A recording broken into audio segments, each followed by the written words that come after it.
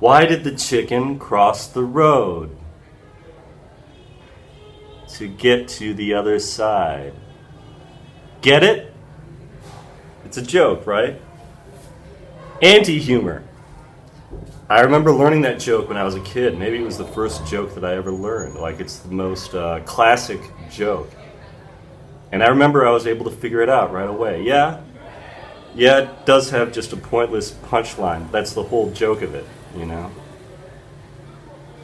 In 1984, I think around the time that I was born, Andy Kaufman left the Earth. And he was known for anti-humor, and he was like the first really big troll comedian, I guess we could call him that.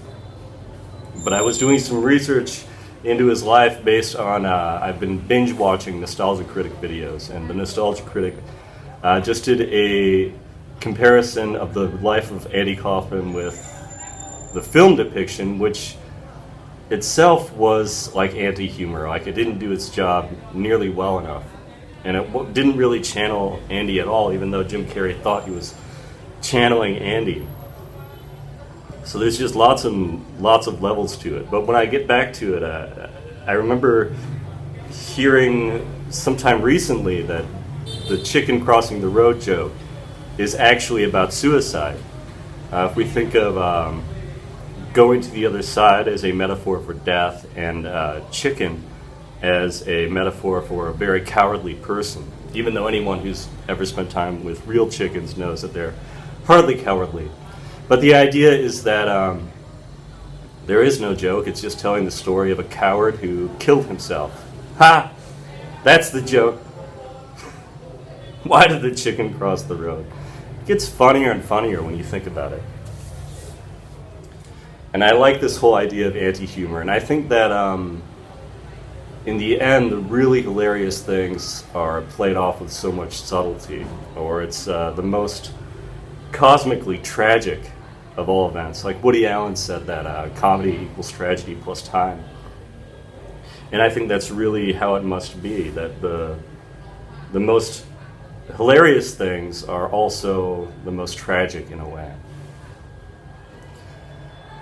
When I taught in Saudi Arabia, I had a group of ESL students, and a lot of them, they were like teenage boys with beards. They looked like men. They were all taller than me. They're all had these huge bushy beards, but they were very young. Except they did have a little bit of that dark humor, and I remember one instance specifically. As an ESL teacher, you're always thinking of topics, trying to get people excited, talking about things. And so I brought in the old classic game that we've all played. What would be the best way for you to die?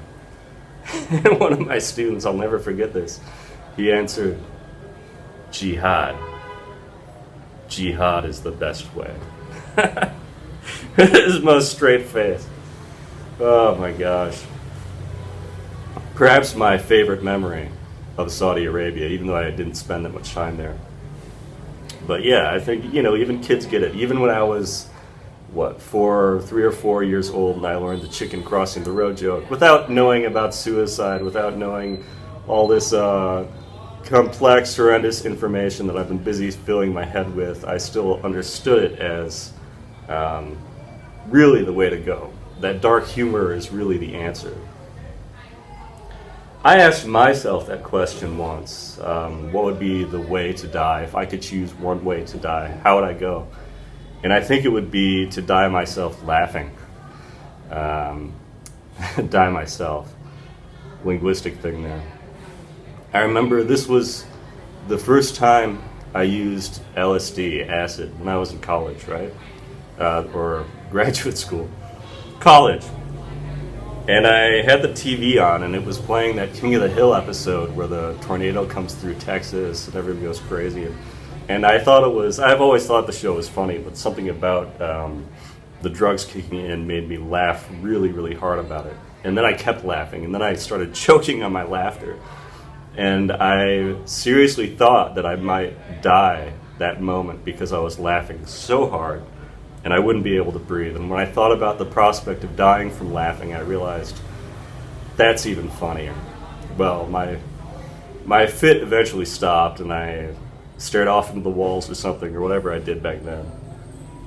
But it did affirm for me that that would be the best way to go, to die laughing.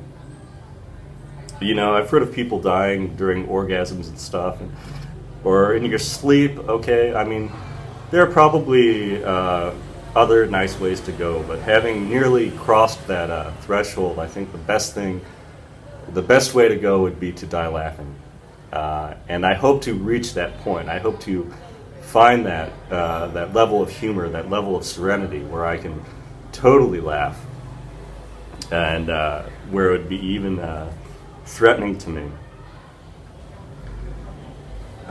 In one of his books, Soren Kierkegaard said that if he could ask for anything from the gods, he would ask for the will, or he would ask for laughter, because it would be so funny to hear the gods solemnly say to him, your wish is granted. Over and out.